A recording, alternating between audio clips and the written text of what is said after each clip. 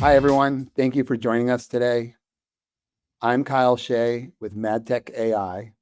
Today, we'll be covering how one change drove a 25% jump in new membership, all without spending more on marketing.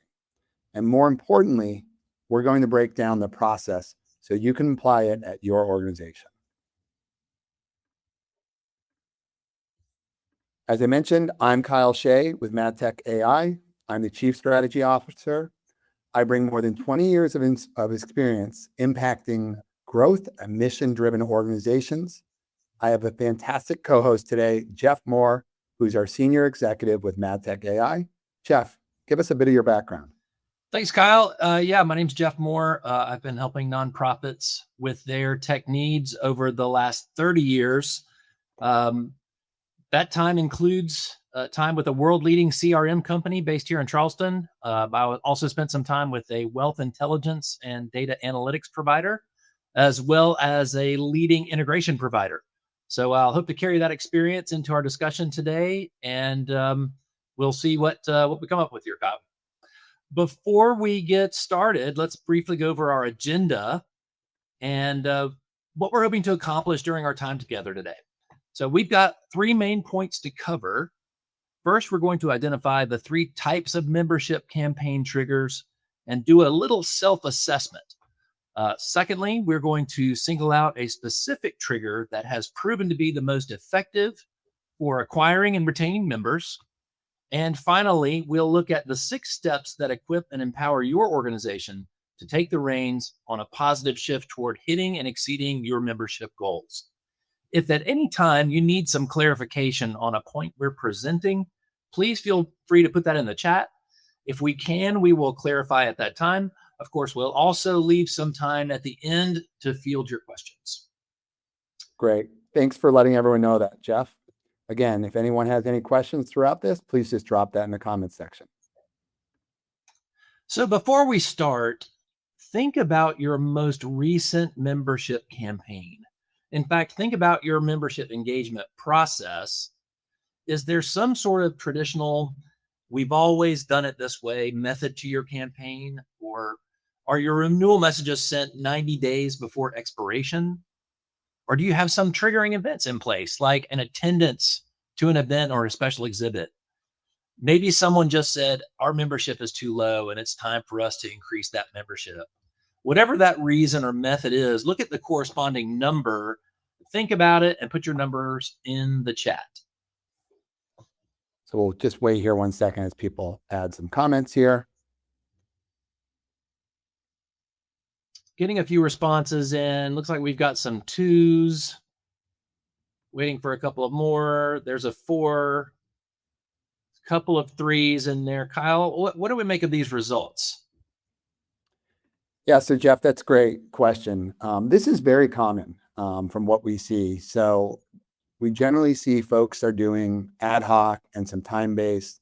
They might be doing a little bit of behavior, and people might wonder, well, what is behavior? So the way that we look at this is there's really 3 ways of how organizations can decide when someone hears from them. The first one is trigger 1, we call ad hoc. So that's driven by an institution. They're sending one-off promotions. So maybe it's seasonal, or they have an event that's coming up and they're going to send an email out or a mailer out, so on. That's ad hoc. Time-based is really triggered by a calendar. So throughout the year, most organizations have an event calendar. And so they'll set those up throughout the year. It could be holidays. For membership, it could be renewal dates. So generally it's 90 days out, 60, 30 days out, or they might have like a seasonal push. Trigger 3 is behavior-based. And let me explain that in a little bit more detail. So trigger-based or behavior-based is when someone visits your, say, museum or zoo, and then you actually send them a membership notice. Ideally, what you'd want to be able to do with behavior-based is look at someone that's visited 2 times, or if a member hasn't visited in 6 months, they're at risk. You're going to be sending them emails or delivering mailers or calling them based on their behavior. And we're going to go a little deeper in that in the next slide. So let's dive into these gaps a little bit more. So what we have here is the gaps of ad hoc and time-based to give you a better understanding. So first, some of the gaps that you notice are they ignore the context. So let's say, for example, you have a first-time visitor and a loyal repeat guest that get the same message. Their behavior is identical, but you're really talking to those people completely different with the same message there. Secondly, what they miss is the moment. So by the time the calendar says something to the visitor's interest, they've already cooled off. You're steps behind, and that window of high intent is shrinking. And then thirdly, is they're generic by default. So without having behavior data, you can't personalize it. So really, every campaign that you're doing is one size fits all. So none of these are fatal issues on their own, but together, they're making membership campaigns produce single-digit results, where if you were doing personalization, leveraging that behavior data, you're really going to see a jump in your overall membership growth. And we'll dive into some of these different behavior data in the next slide here. So behavior data, this is where you can really personalize and prioritize what you're sending out to the guests and to your visitors and to the members. So I'm going to walk you through some of these advantages your organization can gain with behavior data. When you leverage this visitor data correctly, it really points to the right response at the right time. So I'm not going to walk through all these, but I want to just take a couple examples. So let's go up top for the first one, observed behavior. So you have a visitor that has returned 2 times in 3 weeks. This likely means they're high intent. So there's an idea to be a leverage. They're near a break-even point of membership. So what's a relevant response that you can send out? Again, over email, calling them, or direct mail, is your visit already pays for a membership, right? So you're really personalizing and talking to them at the relevance at the right time. Let's take the second one here. It's a member that hasn't visited in 6 months. This likely means they might not be engaged in your organization. So the relevant response you'd want is really personalize that engagement communication to get them to revisit before they become at risk. And when I say at risk, that's someone that's at risk of not renewing. So you're getting them to re-engage before, say, that 90 days renewal notice goes out or before they lapse. And then lastly here, let's touch on the fourth one, second from the bottom. So you have a member that has a high number of visits, maybe 5+ times a year. This is a super member. But without behavior data, you're not able to introduce maybe a premium tier, like an upgrade of a membership or VIP perks. Leveraging this behavior data to know they're a super member, you can then put them into segments to be able to communicate with them and similar visitors and members the right way to be able to capture that moment. And we'll dive a little deeper into this in the next couple slides. So, Kyle, what I'm hearing is it sounds like there's some habitual behavior for some of these membership organizations that we've kind of always done it this way. It's 90 days out, it's 60 days out, it's 30 days out.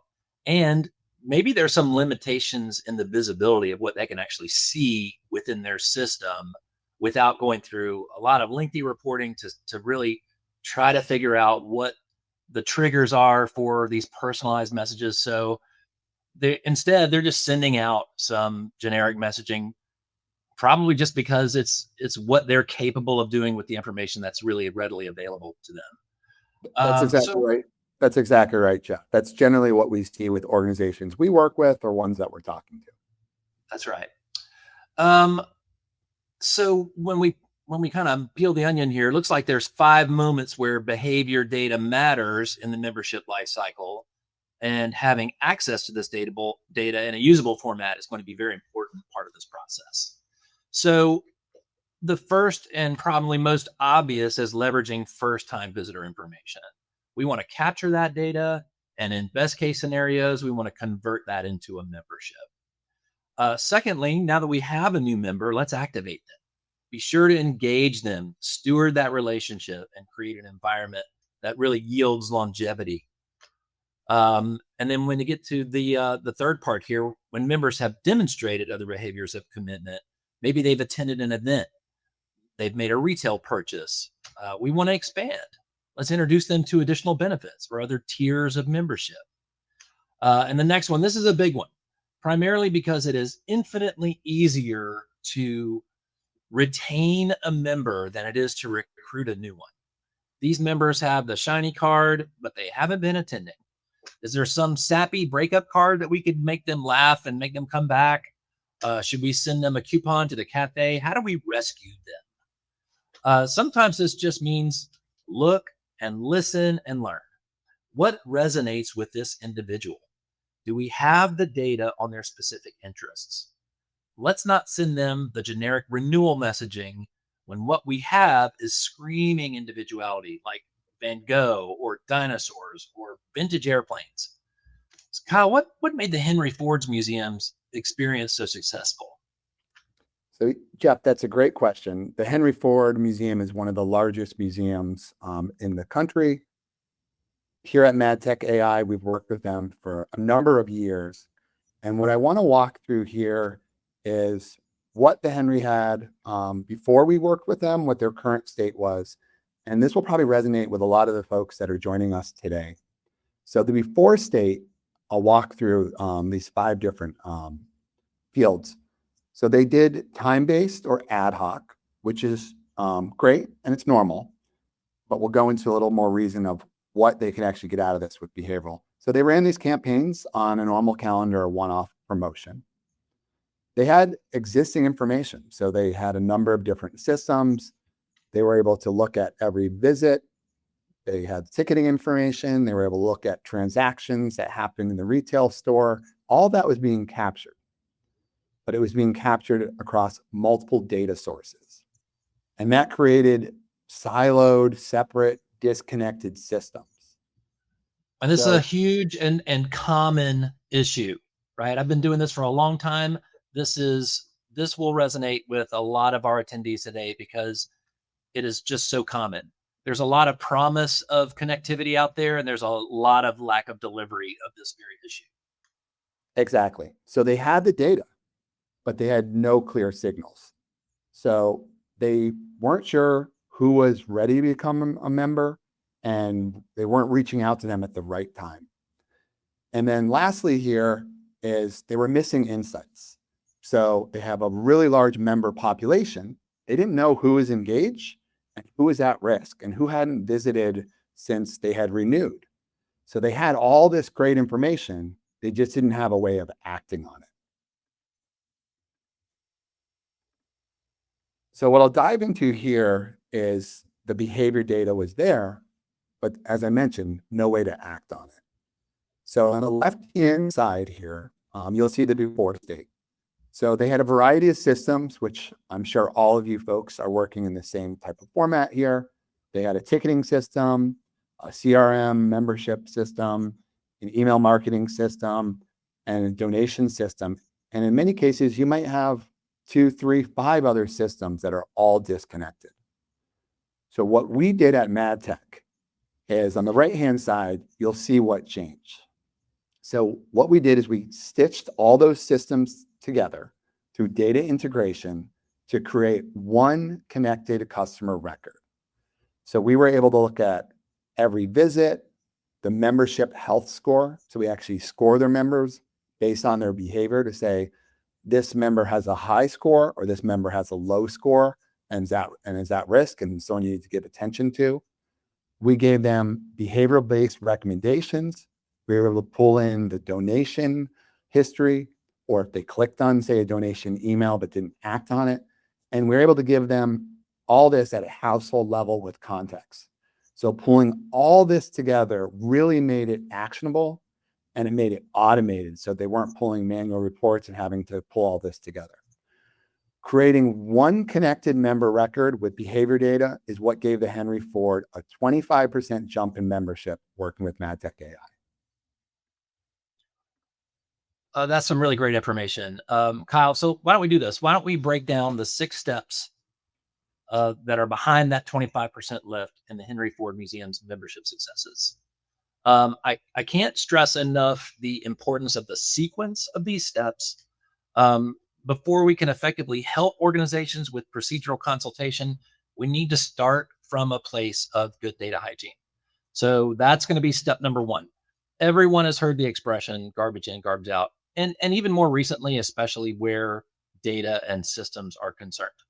As much as we stress data accuracy and cleanliness at every corner, bad data happens. Just like a house needs sweeping every now and then, so will your data. And that's databases of all sizes and of all types. Everyone has areas where their data gets dirty or corrupted. Even when you trust the data entry to your patrons and your members, they can even type their own information in wrong. So it comes from all different angles. So let's get these records up to the appropriate organizational standard. And from there, we can move on to matching those records. Now, during this process of cleaning and filling in the data gaps and augmenting records, it's imperative that we identify with confidence and match duplicate records. Kyle knows that I can get on a soapbox about duplicates, and I can talk about it all day long. There's so much cost associated with duplicate records because it really it saps the strength of your team. There's all kinds of problems associated with that. So once identified, let's eliminate duplicates. Duplicate Jeff, records. Yeah. And sorry, Jeff, if I can jump in there. Yeah, This is one that I really like to lean in. I hear this all the time with organizations that we're talking to. This is a low-hanging fruit opportunity for them, is creating that right process to remove those duplicates, to then know, all right, we're going to be communicating with them the right way. What I generally hear is, gosh, we have all these duplicates, so we're not doing anything. We're not acting on them. Where what's creating these duplicates is you have a visitor that's a super member that's coming here all the time. And if they're able to stitch those together, there's an opportunity to even be more engaged with them, to bring them to a higher level of membership, or start nurturing them with your advancement and development office. That's exactly right, Kyle. I mean, duplicate records are the bane of stewardship, right? So if there's anything that says, I don't know you, it's sending the wrong piece of mail to somebody that's been engaged with your organization, or the wrong type of communication. I mean, can you imagine asking an individual to consider volunteering who's just earned their 20-year badge for volunteering? I mean, it happens. Duplicates keep mailing costs high. They destroy trust in the data. They eat up your staff time. They hurt fundraising. And ultimately, they tarnish the very image of the organization. All that to say, dupes are bad, right? Duplicates are bad. Yeah. Now that we have the data scrubbed and tidy, we can see the many facets of what one individual means to the organization. We have event attendance and purchases and volunteerism and membership, or even multiple memberships, and donations reflected all in one place. And now with that information in one place, we can begin the glorious work of segmentation, right? This means that we can get really granular with the now available data and personalized messaging to suit the individual, the timing, the relevance, with a much greater degree of success. This is where we really start talking about where that 25% comes in. And so Jeff, now that the segmentation is complete, go ahead, Kyle. And to drill down on segmentation, I generally look at this, and we look at this, is you can do it in a variety of different ways.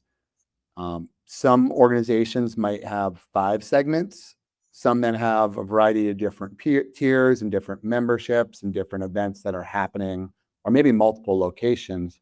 Structuring this segmentation that might be 5 audiences or up to 12 to 16, building that base and grouping them the right way really helps you personalize that messaging. So just wanted to drill down into that a little bit more. And we also say, put it in the crawl, walk, run phase, is at least having these 4 to 5 segments to start, allow you to have better personalization. And then that next step at your organization is going a little bit more granular and a little bit deeper.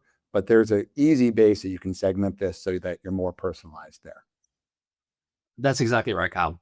Once we can clean this up and create those very personalized segments for messaging, then we can push those forward through whatever kind of campaign automation you may have, whether that's a barrage of phone calls or emails or direct mail pieces that can all go through your segmentation machine so we can activate that process. So let's recap what this looks like in a practical sense and tie this back to the success of the Henry Ford Museum. Yeah. Thanks for that, Jeff. So yes, working with the Henry Ford, we had phenomenal lift, 25% year-over-year membership growth. And then we've kept that base throughout the years with working with them. I do want to reiterate, this 6-step process is something that organizations can do many of these pieces on their own. If you're able to tackle 1 or 2 of these in the near future and earmark 1 or 2 down the road, any little changes and improvements you make are going to have a lift overall on your membership growth. So think through this 6-step process, identify which ones do you have the capabilities today, which ones you might need an outside vendor or tool to help you with. But when you're able to put all these together, you can get this really large lift. But when you have a couple of these that you're tackling, you're going to make these marginal increases that actually do help you reach your overall growth goals inside of your membership. That's 100% correct, Kyle. And let's focus on that top row as being the entry point into success, simply because it's where every organization should start, right? Even when I've had people come to me historically and say, "Man, I really need integration. I really need integration," I coach them and encourage them to pull that back a little bit and start with clean data. Because if you go forward with integration prior to your data being clean, you're really compounding the problem. Yep, 100%. All right, so we covered a lot in the presentation so far, and the 6-step process where you can apply parts of that to your organization and then work on having all of that to help with membership growth. I want to recap what we learned today. So what we have here is an example of 3 visitors and how you can personalize that engagement journey. We have visitor A on the left-hand side. This is first visit, no previous engagement. So the way you'd want to work with them and nurture them is a low pressure introduction to membership. And what's great is most organizations are doing this today. We want to make sure you're doing it in a timely manner so that it's relevant for them. There's also another layer you can layer into this is if you're able to look at their zip code or their address. You can also personalize things first local or a tourist here. The second would be this visitor that has came twice in 2 months. So this is a high intent individual that is prime for membership. So what you're going to be tailoring is this direct economical and experiential membership case. So tailoring that outreach to them. And then lastly here is you have this member that hasn't visited in 6 months. This should be a red flag. What you really want to make sure you're doing is personalizing the invitation and the communication to them so that you're getting them to revisit before they fully become at risk. And what I want to point out here is these small little things can move the needle. So yes, many of you probably are sending an email out, but if you know that they haven't visited in 6 months, send them an email out that says, we see that you haven't visited. We have a great exhibition that's happening. Or offer them something like a discount at your cafeteria or free parking. But go a little further there. Doing personalized phone calls and leaving them a message makes a huge difference. Tailoring your direct mail that you're sending out to them, this can really help re-engage those individuals that haven't been to your museum, say, in 6 months, and not waiting until it's 90 or 60 days out before they renew their membership, because if that's the case, there's a really high likelihood for them to lapse. So these are just 3 visitor personalized engagement journeys. And what Jeff had just talked through in that 6-step process is think through the segmentation that you have of your audiences and build a basic plan that you can build upon. And that might start with 4 or 5 audience segments, and it might end up growing into 12 to 16. But let's tackle that initial base so you're personalizing that based off the behavior and then scale up as you get more experience and you have more capabilities to do that. I love it, Kyle. And I can't emphasize enough. You're right about doing the little things that mean so much, the things that we take for granted every day in regard to the stewarding of relationships. I would even encourage you to bake cookies for your post office worker. They're much more inclined to forgive something that's not sorted right or in the Zip Plus 4 and give you the still give you the same deal. And there are people back there. So take care of your post office people. I love that. Cookies go a long way. That's right. All right. All right, So we let's jump covered a into lot our here. question and answer section, shall we?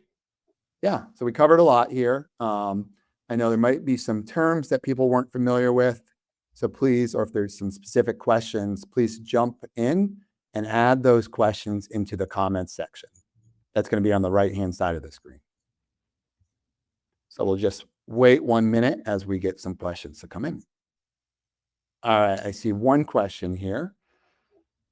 What exactly is a campaign trigger? How's that different from my regular marketing campaigns? That's a great question. So when we refer to a trigger, this is around an event that happened or a behavioral-based prompt. So that could be a visitor has came twice in a couple months, or a member hasn't come to your organization in 6 months. So this is where we do this based off the behavior, not off a calendar event or a calendar schedule. So good question. So you want to basically set up these campaign triggers based off their behavior. Continue having your scheduled campaigns that you'd have based off your seasonal calendars and yearly calendars, but you want to build in these behavioral-based campaign triggers. Kyle, there's another question. How long did it take the Ford Museum to see the 25% increase? And is that realistic for a smaller museum with less of a traffic? You have more experience with that, with their success than I do. I'll let you field that one. Yeah. So that's a great question. So the way that we look at this is it really scales based off the mechanics of your organization. So if you're an organization that has hundreds of thousands or millions of visitors, or an organization that might have tens of thousands of visitors to your organization or to your institution, it really scales based off that same volume or time. So generally, we see that within the first couple of months, you're going to be seeing that increase in the growth that you have. And this is exactly what we did with the Henry Ford. We're able to be up and running within a matter of a week or two with them. And you see that return on that investment within, say, 90 days. And over that full year is where it continues to build and compound to hit that 25% increase. So Jeff, I see one more question that popped in here. Do you need a new software or big budget to set this up? Or can you do it with what we already have? I think the answer here, Kyle, is we like you've said a couple of times during this presentation, is we try to stick to the crawl, walk, run kind of method. I like the idea that crawl should pay for itself and start paying for walk. Walk should pay for itself and start paying for run. And then who knows what run is going to pay for. But we've identified some low-hanging fruit. Again, there's a few places we talked about that six-step program. The 25% lift came from implementing a lot of different pieces of this together. It's like a synergy when you look at all those pieces together. But trying to replicate this manually would be really challenging, right? So what we offer is the ability to pull this data together and see it. And then we also offer, some our team enables you to see some of these insights. Plus, there's some AI built in to the tool set, right? We've got the ability to peer into that data automatically when this data is when your data is loaded up.